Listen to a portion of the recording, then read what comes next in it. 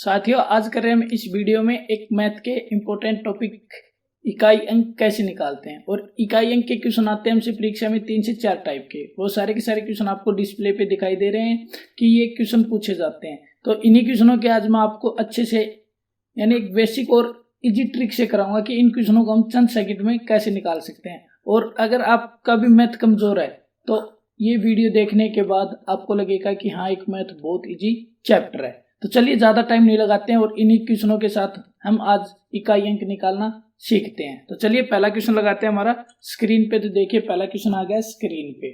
तो देखिए पहला क्वेश्चन कैसा है कि 624 गुना में 214 गुना में 987 गुना में 123 गुना में 542 गुना में 239 को सरल करने पर यानी इनको गुना करने पर इकाई अंक क्या मिलेगा, यानी हमें क्या इकाई अंक आएगा। ऐसा क्वेश्चन आता है तो देखिए घबराने की कोई आवश्यकता होती नहीं क्योंकि चंद सेकंडों का क्वेश्चन होता है। इन क्वेश्चनों को हम कैसे निकालते हैं, इन क्वेश्चनों को जब निकालना होता है तो हम क्या करना होता है, जितने भी ऊपर ये संख्याएं दे रखी इनके इकाई अंक लिख लो। सिर्फ हमें क्या निकलने हैं, इकाई अंक।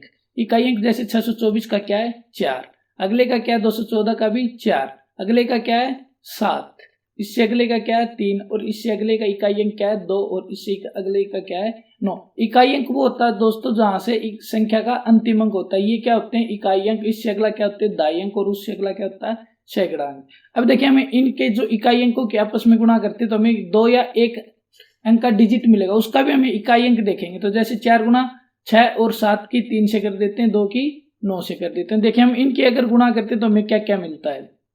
तो 4 चौके कितने होते हैं 16 है, तो 16 का हम क्या लिखेंगे, सिर्फ 6 ही देखेंगे। 7 या 21 तो 21 लिख लेते हैं और 2 में 18। अब देखिए हमें भी सिर्फ इनके इकाई अंक देखने हैं। क्या देखने हैं हमें, इनके इकाई अंक। और इन्हीं के इकाई अंकों के हम क्या कर देते हैं गुना। तो देखिए इसका इकाई अंक क्या है 6 और इसका क्या है 1 और इसका क्या है 8।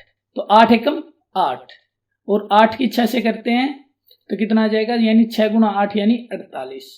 तो 48 का इकाई अंक क्या होगा 8। तो 8 ही इसका हमारा क्या हो जाएगा राइट आंसर, यानी ऑप्शन बी।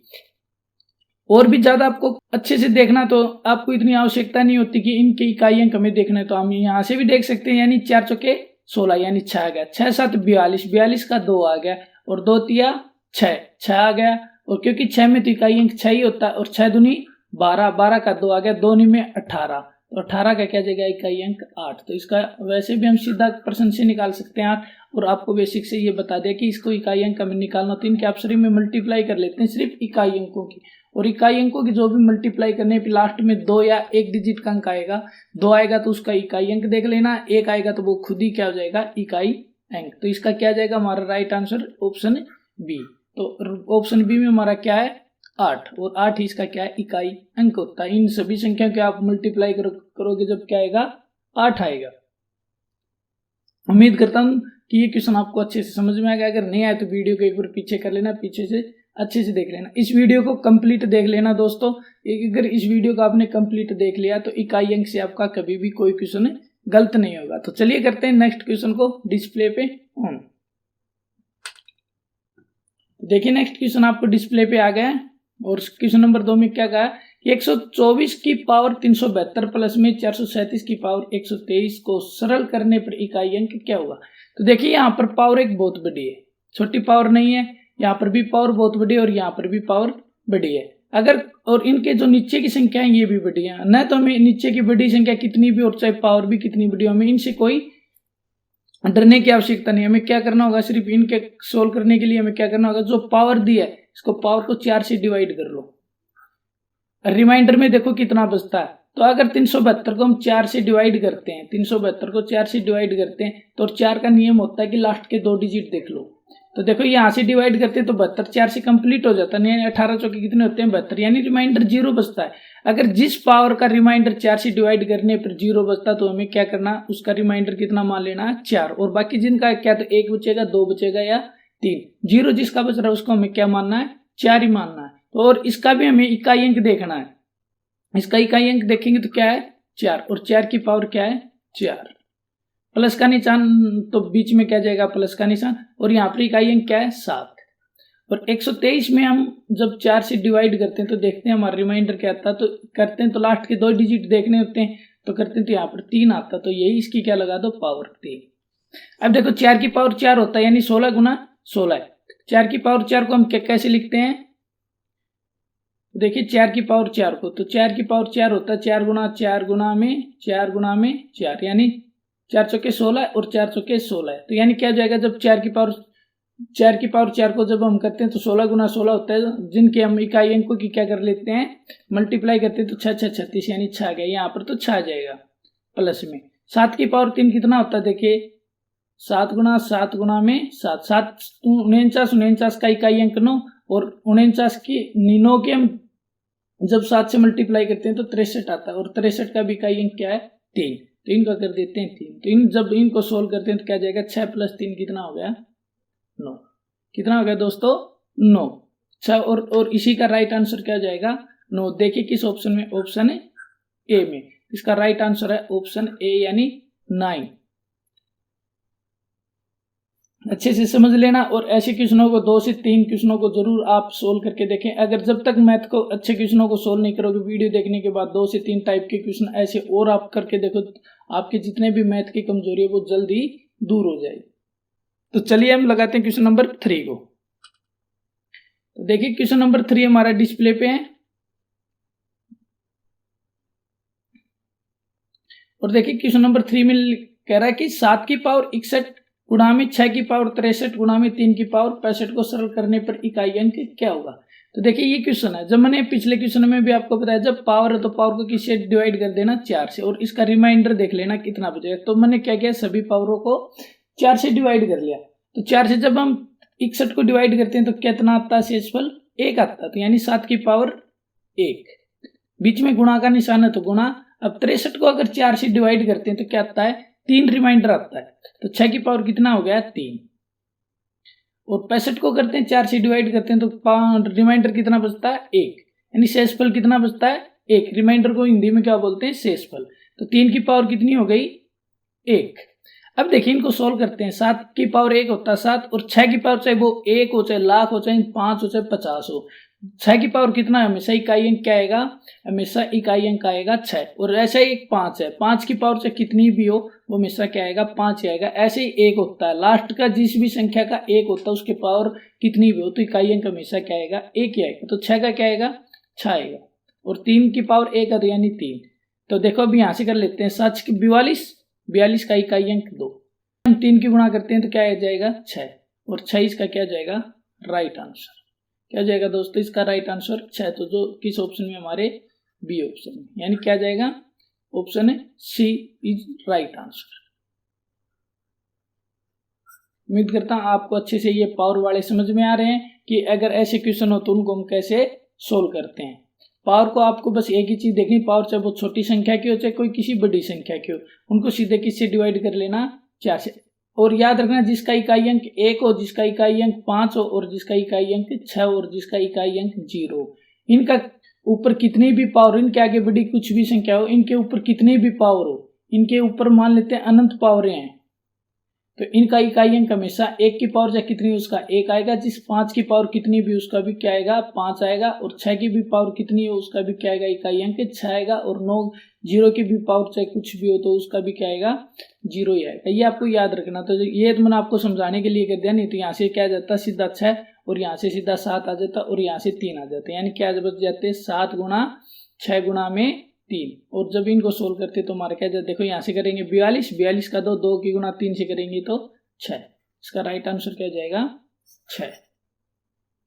तो ऐसे आप करोगे तो मैथ जल्दी आपकी पकड़ में आने लग जाए। एक बार मैथ में जैसे इंटरेस्ट हो गया तो आपको मैथ सबसे इजी चैप्टर लगेगा। तो चलिए क्वेश्चन नंबर 4 को लगाते हैं, नहीं वीडियो बहुत लंबी हो जाएगी। तो देखिए क्वेश्चन नंबर 4 हमारा स्क्रीन पे है, और स्क्रीन पे कह रहा है कि 215 की पावर 413, 819 की पावर 547 और 414 की पावर 624 गुणा में 342 की पावर 809। तो ऐसे क्वेश्चन आता है। तो देखिए मैंने अभी पीछे बताया था, जिसके लास्ट में 1, 5, 6 और 0, तो उसका सीधा इकाई अंक क्या जाएगा, वही आएगा। तो जैसे 215 का कुछ भी कर लो आप, चाहे इनको पावर को तोड़ लो तो भी 5 आएगा, और सीधा कर लोगे तो भी क्या कि 5 की पावर चाहे कितनी भी हो तो वो सीधा क्या आएगा, 5। तो इसकी तो क्या आ गई, 5। अब 9, इसकी पावर को हम जब 4 से तोड़ते हैं तो देखिए कितना आएगा। तो 4 से जब हमें लास्ट के 3 डिजिट को तोड़ते हैं तो इसका रिमाइंडर 3 बचेगा।